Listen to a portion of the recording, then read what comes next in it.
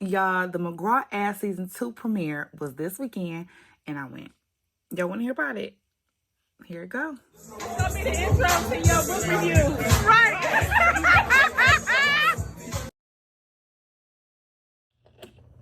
Okay, so y'all, it was a time this weekend at this premiere. So we've been waiting for season 2 to come for a nice little amount of time. It's been a couple of years, right? And so the anticipation has been overwhelming, and it showed in all of the people who were there this past weekend. And when I say they didn't just bring the city out, they brought the country out. Like, everybody that I talked to, like, if I didn't already know who they were, they was from out of town. So, like, a girl that was sitting next to me, she was from, like, St. Louis. Then I met some other folks that was from Texas. I met some other folks that was from Tennessee. Like, everybody showed up for this premiere, and they did not disappoint. It was a whole lot of fancy blazers, a whole lot of real cute girls in the building. So everybody showed up in they Saturday's best. I ain't even gonna say Sunday. And they Saturday's best, looking real good. And can I just say, the blazers. Like, these men had on some bomb blazers. I was like, oh, I was walking around like trying to touch them. So when you get there, as long as you was VIP, then you could go to the red carpet area, right? So you get to the red carpet area, they got red carpet, but they also had the different like press junkets that were set up so that when the actors and directors and everything were showing up, they would stop and do their live interviews and all that good stuff. And they were asking not just cast members, but other people who were attending to come and talk and all that kind of stuff. So, child, you know, I went and jumped in front of a couple of microphones. So, yeah. But it was so dope to see everybody showing up, talking about what they love. It was just high energy, y'all. Like, a lot of love was in the building. So, took me a few little pictures here and there. I'm going to share some of those on the screen with you right now. Because it was a good time, right? It was a real good time.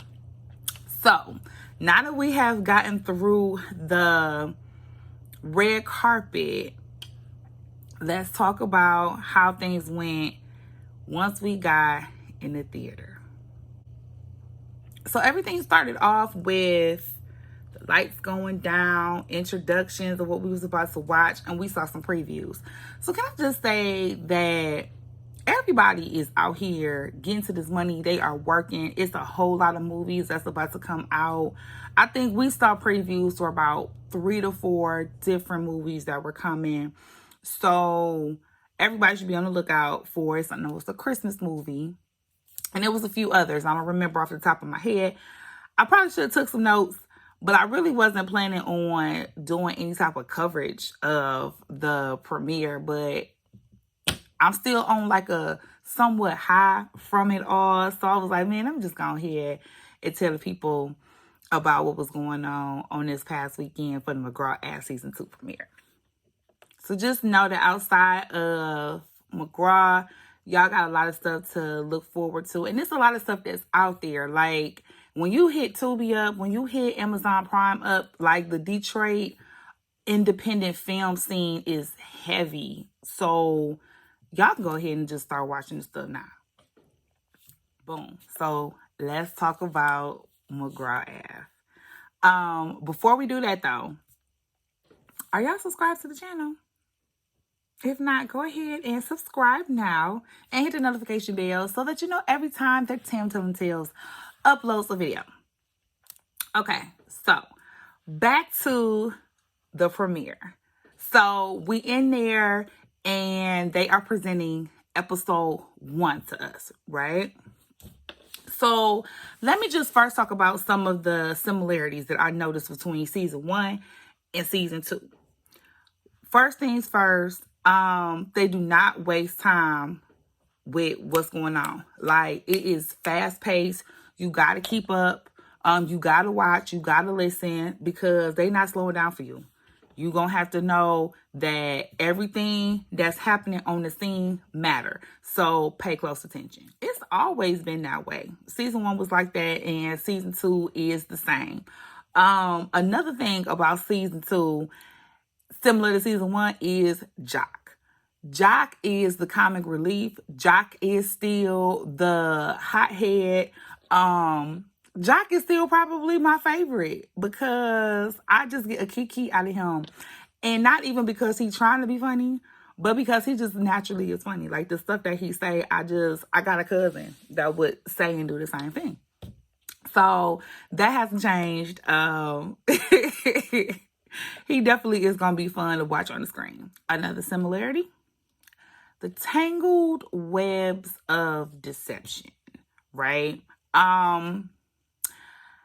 It's a whole lot that just starts going on just off bat from first episode. And it was happening in season 1 too, where 1 minute you think that you know who did something, and so now we got to go and retaliate against them, only to find out like, oh, wait a minute, we might have got that wrong, so now we got to move different. It's going to happen in this season as well. And every episode going to end with a cliffhanger.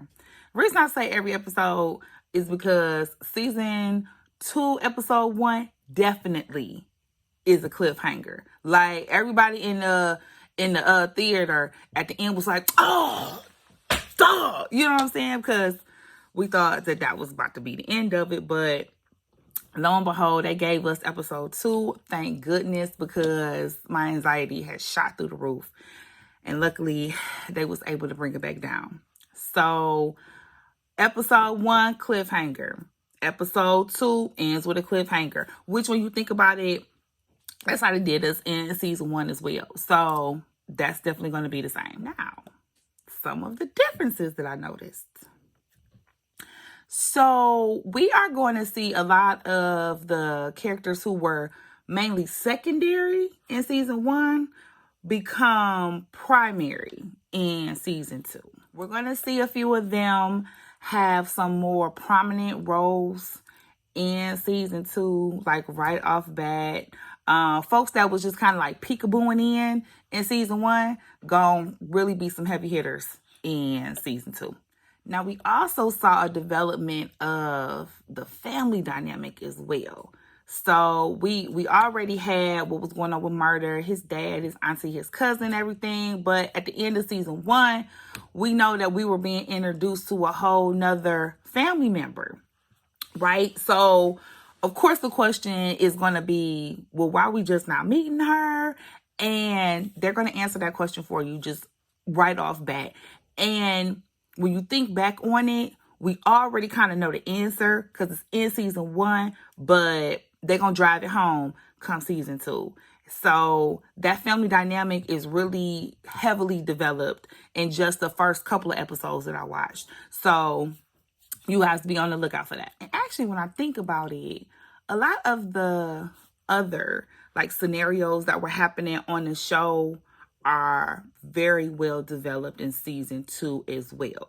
So of course we have our primary situation, which is, Murder going from shooter to drug dealer and how all of that is working out for him. But aside from that, we have, everything that goes on with the family. We got, the officers, bad cop, good cop situation, how all of that is happening. All of that is going to develop and start to mesh with Murder and the primary storyline. And you can see it happening automatically just from the first 2 episodes. You know that it's coming. You don't know how it's going to happen, but you see it developing because, again, they don't waste time with the show. It's going to give what it needs to give when it needs to give it. Okay? And another thing, we probably gonna see a lot more legs and hips and body. No, but for real, they have some amazingly gorgeous women on the show now.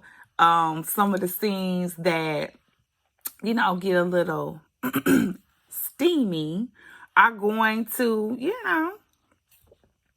be interesting to watch. I think in season 1, we only got like maybe one good scene like that. But again, we saw 2 episodes and we definitely had more. So I anticipate that we are probably going to see a little bit more spicy action. And then let's talk about the production of it all. Like, the quality is definitely better than season 1. I mean, it's no secret that when you're working with a limited budget, things are limited in what you can do, whether it's, the hiring of the actors and actresses, or just in how the production comes off to your audience. And it was very apparent that during this time between season 1 and season 2 that this money then came up, and they have invested it in the quality of the show. And so that's another reason why I highly suggest that we support the show, because it's a glow up for real. Like, it truly is. The production is better. It's just no way around it. And it's like scenes where I was like, oh wow, that would make a really great still shot, because the lighting would be hitting a certain type of way, and then the music fade in and it fade out a certain type of way. It was doing good. Even the gunshots sounded better. So production wise, they really put their foot into this show. And yeah, it took a little while for us to be able to get it, but for me, it's well worth it, because you can tell that they were behind the scenes putting in heavy work for us. I don't think it's a secret at this point that Tim Telling Tales is giving McGraw Ave season 2 5 acrylic nails.